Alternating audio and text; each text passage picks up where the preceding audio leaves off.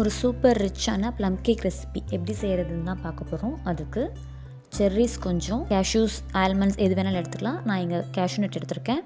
இது கூட try grapes, சிவப்பு திராட்சை, கருப்பு திராட்சை, பேரிச்சம்பழம், டூட்டி ஃப்ரூட்டி இதெல்லாம் சேர்ந்து ஒரு 1/2 கப். இது நல்லா இந்த மாதிரி நறுக்கி எடுத்துக்கலாம்.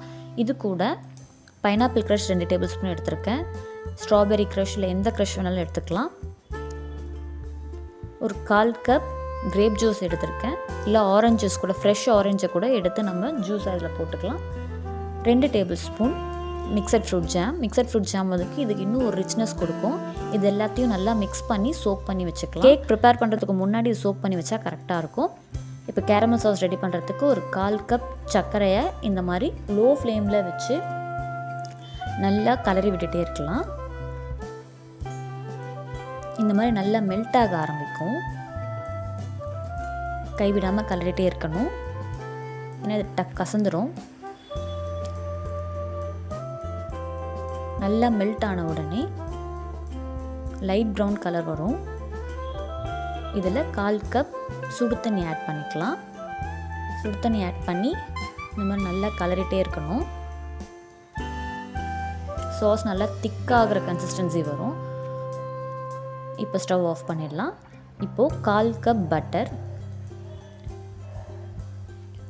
இந்த மாதிரி நல்லா விஸ்க் இல்லைனா எலக்ட்ரிக் பீட்டர் வச்சு கூட நல்லா பீட் பண்ணிக்கலாம். நான் 2 table spoon butter, 2 table spoon oil எடுத்தேன். இது கூடவே 1/2 கப் சர்க்கரை, பட்டர், ஆயில் இந்த மிக்சரை நல்லா இந்த மாதிரி பீட் பண்ணி எடுத்துக்கலாம். நான் வந்து பவுடர் சுகர் தான் எடுத்துருந்தேன். அந்த பட்டரும் சுகரும் நல்லா மிக்ஸ் ஆகணும். மிக்ஸ் ஆகிற வரைக்கும் நல்லா பீட் பண்ணி எடுத்துகிட்டு இது கூட 2 சின்ன சைஸ் முட்டை, ஒரு pinch salt, 1/2 teaspoon vanilla essence, 1/4 teaspoon pineapple essence, இல்லை வேறு எந்த எசன்ஸ்னாலும் நம்மள இதை சேர்த்துக்கலாம். ப்ளம் எசன்ஸ் கிடைச்சா கூட இதில் ஒரு 1/2 டீஸ்பூன் சேர்த்துக்கலாம், இன்னும் கொஞ்சம் ரிச்சாக இருக்கும். ஆரஞ்ச் எசன்ஸ், ஸ்ட்ராபெரி எசன்ஸ் எந்த எசன்ஸ் வேணாலும் சேர்க்கலாம். இப்போ நம்ம நல்லா பீட் பண்ணி எடுத்துக்கலாம். நம்ம சோக் பண்ணி வச்சுருந்த ட்ரை ஃப்ரூட்ஸை அதில் இருக்கிற அந்த ஜூஸை மட்டும் எடுத்து இதில் ஆட் பண்ணி இன்னும் நல்லா பீட் பண்ணிக்கலாம். இது கூடவே ரெடி பண்ணி வச்ச கேரமல் சாஸையும் ஆட் பண்ணிக்கலாம். விஸ்கில் கூட பீட் பண்ணிக்கலாம். எலக்ட்ரிக் பீட்டர் தான் வேணும்னு அவசியம் இல்லை. இப்போது ஒரு 3/4 கப் மைதா மாவு, 1/2 teaspoon baking powder, 1/4 teaspoon baking soda, 1 table spoon cornflour, சோள மாவு இது எல்லாத்தையும் சேர்த்து இந்த பேட்டர்லேயே கொஞ்சம் கொஞ்சமாக சேர்த்து நம்ம இதை பீட் பண்ணிக்கலாம். சோக் பண்ணி வச்சு ஜூஸ் ஆட் பண்ணதுனால அதில் கிரேப் எசன்ஸோட கலர் இதில் ஆட் ஆகிருக்கு.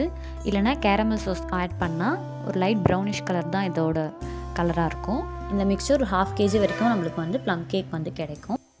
இந்த மாதிரி எல்லாத்தையும் சேர்த்து நல்லா மிக்ஸ் பண்ணி எடுத்துக்கலாம்.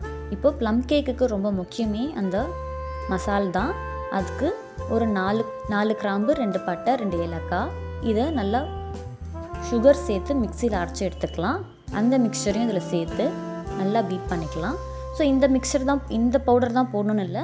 இது கூடவே நட்மெக் பவுடர், அதாவது ஜாதிக்காய் பவுடர் கிடைச்சா கூட சேர்த்துக்கலாம். அப்படி இல்லைன்னா ட்ரை ஜிஞ்சர் பவுடர் ஒரு 1/2 டீஸ்பூன் சேர்த்துக்கலாம். அந்த ஃப்ளேவர் ரொம்ப நல்லாயிருக்கும். இப்போது அந்த ட்ரை ஃப்ரூட்ஸில் கொஞ்சமாக மைதா சேர்த்து இதில் நல்லா ஆட் பண்ணிக்கலாம். ஸோ மைதா சேர்த்தோன்னா நம்மளுக்கு வந்து அந்த ட்ரை ஃப்ரூட்ஸ் போய் அடியில் தங்காது. கேக் ஃபுல்லாக நம்மளுக்கு வந்து ஸ்ப்ரெட் ஆகிருக்கும், இல்லைனா அடியில் போய் தங்கிடும்.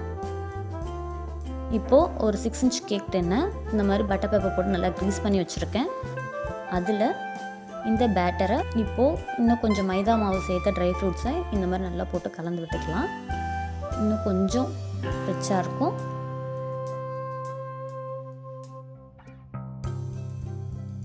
இப்போது ட்ரை ஃப்ரூட்ஸ் வச்சு இதை வந்து கார்னிஷ் பண்ணிக்கலாம். நட்ஸ் தான் போடணுன்னு கூட அவசியம் இல்லை.